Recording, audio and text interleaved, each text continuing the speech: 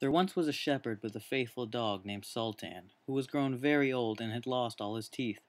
And one day, when the shepherd and his wife were in front of the house, the shepherd said, I will shoot old Sultan tomorrow morning, for he is of no use now. but his wife said, Let the poor faithful creature live. He has served us well a great many years, and we ought to give him a livelihood for the rest of his days. But why? He doesn't even have any teeth, god damn it. Tomorrow will be his last day, depend on it. Poor Sultan, who was lying close by, heard everything that the shepherd and the wife said to one another, and was very much frightened to think tomorrow would be his last day. So in the evening he went to the woods, where he found his good friend the wolf, and told him everything and how his master meant to kill him in the morning. You know what? I have a plan. Said the wolf. You know how your master goes out into the field every morning with his wife, and he places his kid in the bucket behind the hedge? Well, act like you're watching the kid, and I'll come out of the woods and snatch the kid up and run away with it, and you'll chase after me and I'll drop it so you can bring it back. And then they'll thank you so much and they'll have to let you live. The dog liked this plan very well, so they went through with it. The wolf ran away with the little child, and the shepherd and his wife screamed out. But Sultan soon overtook the wolf and carried the poor little child back to its master. And the shepherd patted him on the head and said, Old Sultan has saved our poor child.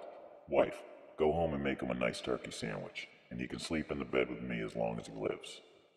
Soon afterwards, the wolf came to wish joy upon Sultan and said, Now, since I helped you, you need to turn your head the other way when I want a taste of one of his fat sheep. Even though Sultan said no, the wolf thought it was a joke and came one night to get a fat sheep. But Sultan had told his master what the wolf meant to do, so he waited behind the barn for him, and when the wolf was busy looking for a fat sheep, he had a stout cudgel laid about his back that combed his locks for him finely. That made the wolf very angry, and he swore to have his revenge on Sultan. So the next morning the wolf sent the boar to challenge Sultan to come to the woods to fight the matter. Sultan had nobody he could ask to be a second but the shepherd's old three-legged cat, so he took her with him, and as the poor thing limped along with some trouble, she stuck her tail straight up in the air. The wolf and the boar were on the ground first, and when they spotted their enemies coming, they saw the cat's long tail standing straight in the air, and thought it was a sword she was carrying for Sultan to fight with, and every time she limped, they thought she was picking up a rock to throw at them. So they said F this and bailed. The boar lay down in the bush, and the wolf jumped in the tree. Sultan and the cat soon came up and looked about and wondered why no one was there. The boar, however, had not quite hidden himself, for his ears stuck out of the bush, and when he shook one of them a little, the cat's keen eyesight picked it up, and thinking it was a mouse, sprang upon it, and bit it and scratched it, so the boar ran away and shouted, "Look up in the tree!"